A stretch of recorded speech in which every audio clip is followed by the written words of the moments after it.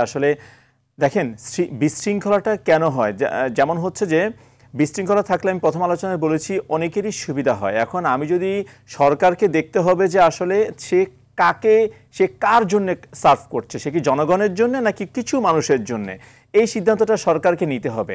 কারণ এই যে আমার কাছে মনে হচ্ছে আলোচনাটা ভাইব হচ্ছে যে বর্তমান সরকারের আরো সময় দরকার, তারা হয়তো শক্তিশালী হয়তো অতটা হচ্ছে না বা ছিল না, এরকম একটা ভাইব আসছে। বাট আমার কাছে মনে হয় যে বর্তমান সরকারটাই সবচাইতে শক্তিশালী সরকার ছিল। কিন্তু যখন প্রথম সরকারটা গঠন করে 5 তারিখের পরে দেখেন সবাই কিন্তু একেবারে হয়তোবা আশা দেখেছে বা সবাই একটা চেঞ্জের একটা প্রত্যাশা করেছে, সবাই কিন্তু কেউ না করার মতো পজিশনে ছিল না কোনো একটা সিদ্ধান্ত। তাহলে কবে থেকে তারা দুর্বল হওয়া শুরু করলো? আমাদের সরকারকেই সিদ্ধান্তটা নেওয়া এই তার অ্যানালাইসিস করা দরকার কিভাবে তারা দুর্বল হওয়া শুরু করলো বা করেছে। দেখেন এই যে আমরা প্রায় বলছি, ফর ইনস্টেন্স আমি যদি আজকে মনে করেন আমি অসুস্থ হয়েছি, আমি ডাক্তারের কাছে যাওয়া উচিত, আমি ডাক্তারের কাছে না গিয়ে ধরেন আমি গেলাম আমার গ্রামের বাড়ির রহিমের কাছে, কারণ রহিম ভালো মানুষ, আমি ভালো মানুষের প্রয়োজন নেই, আমার দরকার সঠিক মানুষ। বাট আমি সেটা না করে আমি গেলাম রহিমের কাছে, তার ট্রিটমেন্ট পরামর্শ নিয়ে যদি আমি চলি দেখা যাবে যে আমি ক্রমশই দুর্বল হয়ে যাব। তো ব্যাপারটা হচ্ছে সেরকম। আমরা সালামেত ভাই একটা কথা বলেছেন, খুব হয়তো কষ্ট নিয়ে বলেছেন, ওনারা এতগুলো কাজ করেছেন, এই যে বাস রেশনালাইজেশন আসলো, তারপর হচ্ছে ওনারা কাজ করেছেন দীর্ঘদিন ধরে, অনেকগুলা আমার কি জানি বলে স্টাডি করার তাদের সাথে সুযোগ হয়েছে। রেশনালাইজেশন শুরু করলাম, হয়তো তাদেরকে আর ডাকা হলো না কেন, এটা হয়তো বা মানে এটা যারা করেছেন তারাই বলতে পারেন। এখন এই এক্সপেরিয়েন্সটা নিয়ে সমস্যা কোথায় ছিল? এই কাজটা ছিল সরকারের। এখন সরকার চালাচ্ছে কারা? যিনি হয়তো একজন ভালো মানুষ বাট তিনি অ্যাপ্রোপ্রিয়েট কিনা সেই ব্যাপারগুলোও কিন্তু আসলে খুব খেয়াল করা দরকার, যে আমরা পরামর্শগুলো, কারণ এই যে আমরা হয়তো বলতে পারি যে আজকে বিআরটিএ কেন এই প্রজ্ঞাপনটা দিয়ে দিল, বাট বিআরটিএ প্রজ্ঞাপনটা দিয়েছে যিনি দিয়েছেন, তার মানে তিনি কি সেই অ্যানালিটিক্যাল পাওয়ারটা নাই যে অলরেডি যেটা আইনে আছে সেটা প্রজ্ঞাপন দেওয়ার কি দরকার? তার মানে তারা আসলে কিভাবে অ্যানালাইসিস করছেন আমি আসলে ঠিক শিওর না। আপনি যে প্রশ্নটা করছেন সেটা হচ্ছে যে তাহলে দায়িত্বটা কার? ডেফিনেটলি দায়িত্ব হচ্ছে একটা আমাদের মন্ত্রণালয় রয়েছে, তাদের এই পরিবহনটা, এবং অলরেডি সাজেশন দেওয়া আছে, 100 বার সাজেশন দেওয়া হয়েছে, তাদের নতুন কিছু করার প্রয়োজন নাই। তারা যদি চায় যে আসলে গণপরিবহনকে আনবে, রেশনালাইজেশনটা ধাপে ধাপে নিয়ে আসুক, তারা যদি চায় যে আমার আস্তে আস্তে যানবাহন কমাতে হবে, ডেফিনেটলি তাদেরকে কিন্তু মূল জায়গায় হাত দিতে হবে। সাদ্দাম সাহেব খুব সুন্দর একটা কথা বলেছেন। দেখেন আমি মালিকদেরকে দেখেন, যতগুলো সিএনজি রয়েছে মালিক কিন্তু ততজন, বা অনেকে হয়তো 2টা সিএনজি থাকতে পারে, অর্থাৎ এই 5-7 হাজার লোককে কন্ট্রোল করাটা সহজ। আমি যদি তাদের থেকে সরকার নির্ধারিত ভাড়াটা, যদি আপনার সরকার নির্ধারিত ভাড়া বলতে যেটা কিনা হয়তো 900 টাকা বা 950 টাকা যেটা প্রতিদিন নেওয়ার কথা, তারা যদি সেটা মানাতে পারি, চালকরা কিন্তু আবার সেই জায়গা থেকে একটু রিলিফ পায়, তারা তখন আবার মিটারে চালাতে পারি। মানে আমরা একটা চক্রের ভিতরে পড়ে যাচ্ছি, এই চক্রে কেউ ভাঙছি না। আমার প্রশ্ন সাইফুল নেওয়াজ, সাদ্দাম সাহেব যে কথাটি বলেছেন খুব অ্যাপ্রোপ্রিয়েট, আপনিও সেটা বলছেন, আমরাও সেটা বলছি যে মালিকদেরকে ধরতে হবে এবং মালিককে একটা নির্দিষ্ট ভাড়া যে এর বেশি তুমি নিতে পারবে না। তো যারা নীতি নির্ধারক কিংবা যিনি বসে আছেন এই দায়িত্বে, উনি কি এটা বুঝতেছেন না? উনি তো বুঝতেছেন, তাহলে উনি এটা করতে পারছেন না কেন? হয়তোবা ওই যে বললাম, তিনি ভালো মানুষ কিন্তু তিনি অ্যাপ্রোপ্রিয়েট মানুষ না, কি করতে হবে সেটা হয়তো তাকে সে তখন বুঝছেন না। এবং দ্বিতীয় ব্যাপারে আরেকটা ব্যাপার পয়েন্টে আসছে, সেটা হচ্ছে যে ওই যে ব্যাটারিচালিত রিক্সা। ভাই ব্যাটারিচালিত রিক্সা আমার রাস্তায় ধরবো কেন? আমি বারবার বলেছি ব্যাটারিচালিত রিক্সা আজকে রাতে চার্জ হচ্ছে হয়তো ঢাকা শহরে সর্বোচ্চ 100টা ব্যাটারি স্টেশনে কিন্তু চার্জ হচ্ছে। প্রত্যেকটা থানা এলাকায় এরকম 2-4টা করে ব্যাটারি স্টেশন রয়েছে, সেগুলো আপনি বন্ধ করে দেন না কানেকশন, কালকে তো এগুলো নামতে পারবেন না। আপনি বন্ধ করবেন কিভাবে? আগেও সেখান থেকে একটি গ্রুপ টাকা নিত, এটা তো কাঁচা পয়সা।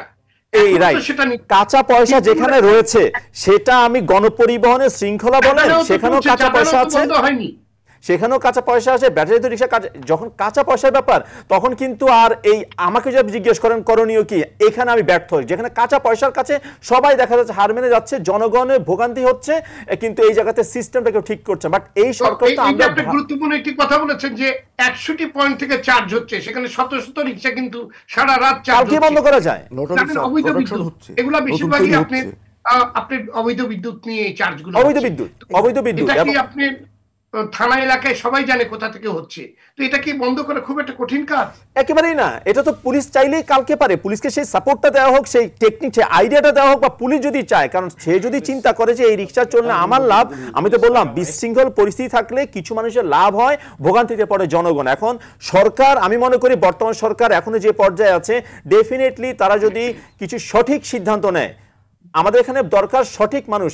মেসি যতই ভালো খেলুক তাকে কিন্তু মিডফিল্ডারের কাছ থেকে বলটা পেতে হবে, তার সে যদি ভালো জায়গায় বল পায় তখন সে গোল দিতে পারবে। আমি যদি মিডফিল্ডার আমার পছন্দের ব্যক্তি না এটা বলে যদি আমি তাকে সরিয়ে ফেলি, দুর্বল ভালো মানুষ একজনকে নিয়ে আসি, আমার কিন্তু ওই কারো পক্ষেই দল জেতানো সম্ভব না। আপনি দেখেন কিছুদিন আগে ওই গোলাপি বা ওই এক কালারের বাস সিস্টেম চালু করার পরে আপনার দেখা যাচ্ছে সেই রুটে আরো অনেক বাস রয়েছে, তারা ওই সিস্টেমে যেতে চাচ্ছে না। কিছুদিন আগে কিন্তু বাসের একটা সংকট দেখা দিয়েছিল, কারণ অনেকেই দেখা যাচ্ছে যে ওই সিস্টেমটা ওই আগের নিয়মে চলতে চায়। অর্থাৎ তার মানে কিন্তু এটাও আমার কাছে মনে হচ্ছে তড়িঘড়ি করে একটা সিস্টেম নিয়ে আসা। এবং আমার যেটা সন্দেহ, এটা কি আসলে বাস রুট রেশনালাইজেশনটাকে বাধা দেওয়ার জন্য হয়েছে কিনা সেটাও চিন্তা করা প্রয়োজন রয়েছে। কারণ বিশৃঙ্খল থাকলে অনেকেরই সুবিধা হয়, পুরো যাত্রী সমস্যা হলো কিছু কিছু মানুষের সুবিধা হতে পারে। আর যেহেতু আমরা চাচ্ছি একটা শৃঙ্খলিত বাহন, কারণ রেশনালাইজেশন যখন চলে আসবো, আমি যখন পুরো ঢাকা শহরকে আমি কয়েকটা রুটে নিয়ে আসতে পারবো, ডেফিনেটলি এখানে অনেক সুবিধা যেমন আসবে, অনেক অসুবিধা দূর হবে। এই জায়গা থেকে আমি মনে করি হঠাৎ করে এসে গোলাপি বা এক কালারের বাস সিস্টেম চালু করাটা, এটা আসলে আমি সেই মিটিংয়ে আমার থাকার সুযোগ হয়েছিল, আমি তখনই মতামত দিয়েছিলাম যে এটা আসলে ডিটিসি এর সাথে আমাদের একটু কমিউনিকেট করা উচিত, আদারওয়াইজ কিন্তু দেখা যাবে যে এখানে সফল হবে না। এবং সেই মিটিংয়ে কিন্তু দেখা গিয়েছে ব্যাপারটা এমন হয়, খুব ইন্টারেস্টিং, যে ওই মিটিংয়ে সিদ্ধান্ত নিতে চাচ্ছিল যে আসলে মানে এত বড় একটা মানে সিদ্ধান্ত কাইন্ড অফ টেবিল টকে আধা ঘন্টা বা 1 ঘন্টার মিটিংয়ে হয়ে যাওয়ার কথা, বাট এটা পৃথিবীর কোনো দেশে কি 1 ঘন্টার ডিসিশনে একটা রুট বা এরকম কিছু সিদ্ধান্ত হতে পারে? আগে অন্তত 1 মাস আগে একটা পেপার ওয়ার্ক করার প্রয়োজন রয়েছে, স্টেক হোল্ডারদের দেওয়ার প্রয়োজন, যাচাই বাছাই মতামত। তো এই ব্যাপারগুলো না আমার কাছে মনে হচ্ছে আসলে আমাদের এই সিস্টেমটাকে হয়তো বা আমরা কেউ না মানে হয়তো অনেকেই চাচ্ছে যে মানে ভালো হোক, কিন্তু কেউ না কেউ চাচ্ছে যে আগে পুরোনোটাই চলে আসুক। এই পুরোনোটা আনার ক্ষেত্রে সিন্ডিকেট কোনোভাবে একটি কাজ করছে বলে আমাদের মনে হচ্ছে। কারণ আজকে এতদিন পেরিয়ে গেলেও কোন রকম শৃঙ্খলা তো আসলোই না, বরং ঢাকা শহরে গণপরিবহন তো কখনোই ছিল না, এখন আরো হযবরল অবস্থা। প্রত্যেকটা পুরনো সিস্টেম ফেল, এটা আর নতুন করে আনার সুযোগ নাই, কারণ পুরনো সিস্টেমে তো এতদিন আমরা চলছি, দেখেছি তো বিশৃঙ্খল হচ্ছে। তা আমরা পুরনো সিস্টেমে কিছু কিছু যদি আমি আবার ফেরত যেতে চাই, কিছুদিন পরে কিন্তু এটাও আপনার দেখা যাবে যে যতই আমরা কাউন্টার সিস্টেম করি না কেন, যতই আমরা করি না, এটা দেখা যাবে যে আমি ওই আগের পাইলটিংটা কেন ব্যর্থ হয়েছিল কারণ ওই রুটে আরো অন্যান্য বাসও ছিল, এগুলোকে ঠিকঠাক না করে, চালকদের বেতন কাঠামো ঠিকঠাক না করে যখন আমি করব, অলরেডি একটা পাইলটিং সফল হবে না। যেটা করা হচ্ছে সেটা যে একটা বড় ভুলের পথে যাচ্ছে, অলরেডি সফল হয়নি। সো নতুনটা হবে সেই আশা আমরা দেখি না। তাই এই জায়গাতে আমি বলবো যে অলরেডি সাজেশনগুলো দেওয়া আছে, এমন না যে আমাদের কোনো রকেট সায়েন্স করতে হবে। গণপরিবহনের শৃঙ্খলা আনার জন্য এখনই ভালো সময়।